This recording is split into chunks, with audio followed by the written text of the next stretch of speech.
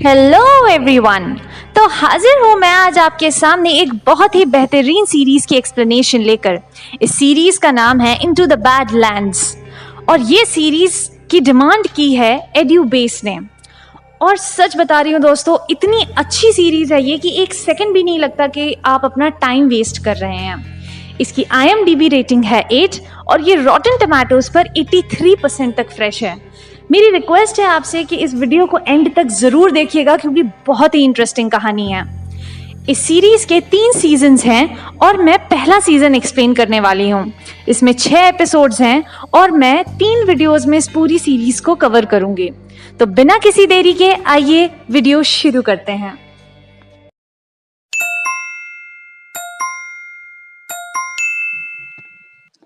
Episode 1 की शुरुआत में हमें बताया जाता है कि कई सालों बाद धरती पर बैरन्स का राज है। यहाँ कुल 7 बैरन्स हैं। लुटेरों से बचने के लिए लोग इन्हीं के पास पनाह लेते हैं और बाद में यही बैरन्स इन्हें गुलाम बना लेते हैं। जिनमें ताकत नहीं है वो खेतों में मजदूरी करते हैं और जिनमें ताकत है वो इनके फ्लिपर्स बन जाते हैं। क्लिपर्स वो होते हैं जो इनकी हिफाजत के लिए हमेशा मरने और मारने को तैयार रहते हैं। सबसे पहले सीन में हमें सनी नाम का एक बंदा दिखाया जाता है जो रास्ते से जाते वक्त कुछ लोगों की लाश देखता है, पर यह नोटिस करता है कि उन सभी लोगों में से एक आदमी गायब है। वो वहीं रुके हुए लुटेरों से पूछताछ करता है, लेकिन ये लोग उससे लड़ाई करते हैं और सनी एक एक करके सबको मार देता है। सनी को यहाँ पर एक सिक्का मिलता है जिससे वो समझ जाता है कि ये आदमी विडो के हैं। अब विडो कौन है ये आपको आगे जाकर पता चलेगा। उस बचे हुए इंसान को लुटेरों ने एक बक्से में बंद कर रखा था जिसमें से एक टीनेज लड़का बाहर निकलता है। इसका नाम MK था। सनी MK को अपने साथ बैरक ले जाता है ताकि वो उसे वहां ट्रेनिंग दे सके। इस बैरक में और भी बहुत सारे लड़के ट्रेनिंग लेते हैं। यहाँ हम पहली बार बैरन क्विन को देखते हैं जो इन सभी बच्चों से ये कहता है कि वही उनका भगवान है और इन सभी लोगों का फर्ज है कि वो इसकी वफादारी करें। सनी इसका सबसे बड़ा वफादार है। हमें सनी की पीठ पर कई सारे निशान दिखते हैं और ये निशान हर उस एक आदमी के नाम पर बना हुआ था जिसकी जान सनी ने बैरन क्विन की हिफाजत करते समय ली थी। यहाँ हमें पता चलता है कि सनी बैरन क्विन का सबसे खास क्लिपर है और सबसे खतरनाक भी। इसके बाद हम क्विन के बेटे राइडर को देखते हैं जो सनी से अपने बाप की जिंदगी में होने की वजह से बहुत परेशान था। वो सनी से बहुत ज्यादा नफरत करता था क्योंकि उसका बाप हमेशा उसे सनी से ज्यादा नहीं बल्कि उससे बहुत कम समझता था। यहाँ हमें पता चलता है कि विडो भी क्वीन की ही तरह एक बैरन है जिसने अपने पति का खून कर दिया है और वो औरतों की सेना बनाती है। राइडर चाहता है कि विडो पर हमला किया जाए लेकिन क्वीन ऐसा कुछ नहीं करता। सीधी सी बात, यहाँ क्वीन राइडर की बातों को तवज्जो नहीं देता है। बैरक में एक लड़का MK के गले से उसका लॉकेट छीन लेता है। तभी सनी वहां आता है और उस लॉकेट को देखकर उसकी आंखों के सामने अजीब तरह के विजन आने लगते हैं। सनी ये लॉकेट MK को वापस नहीं लौटाता और अपने पास ही रख लेता है। अगले सीन में हम क्वीन की बीवी लिडिया को देखते हैं जो अपने पति की दूसरी शादी की वजह से बहुत परेशान थी, लेकिन वो अपनी ये परेशानी जाहिर नहीं कर सकती थी। जिस लड़की से क्वीन शादी कर रहा था उसका नाम जेड है और इसका अफेयर क्वीन के बेटे राइडर के साथ भी चल रहा है।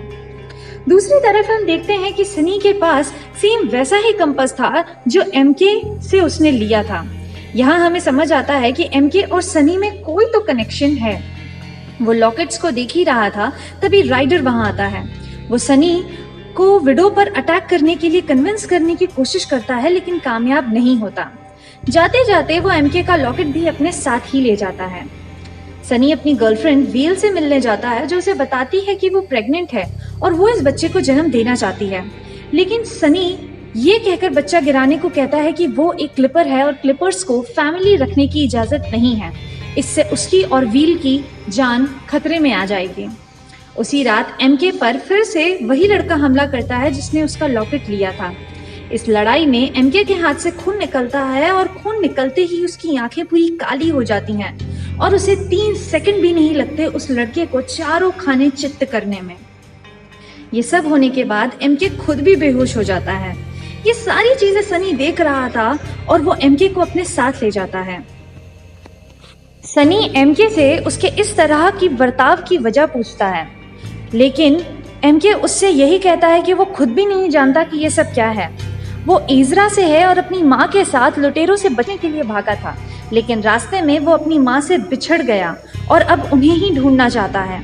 उसी रात विडो सनी से मिलने आती है और सनी से कहती है कि वो उस लॉकेट वाले लड़के को उसे लौटा दे, जिसके लिए सनी साफ इनकार कर देता है। सनी अब समझ चुका था कि उस लड़के में कोई खास बात है जिसकी वजह से विडो उसे अपने साथ रखना चाहती है। वो ये भी समझ चुका था कि उस लड़के में कुछ खास पावर्स हैं जिनका फायदा उठाकर विडो सारे बैरन्स को हराना चाहती है। दूसरी तरफ एमके अपना लॉकेट लेने के लिए राइडर के कमरे में जाता है, जहां राइडर उसे पकड़ लेता है। तभी लिडिया वहां आ जाती है और उस लॉकेट को देखकर उसका रिएक्शन बहुत ही वियर्ड था, जैसे वो कुछ जानती हो लेकिन छुपा रही हो। राइडर उसे काल कोठरी में बंद कर देता है ताकि उसे सुबह चोरी के इल्जाम में सजा मिल सके।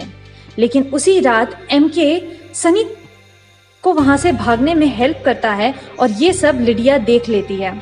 और इसी के साथ ये एपिसोड यहीं खत्म हो जाता है।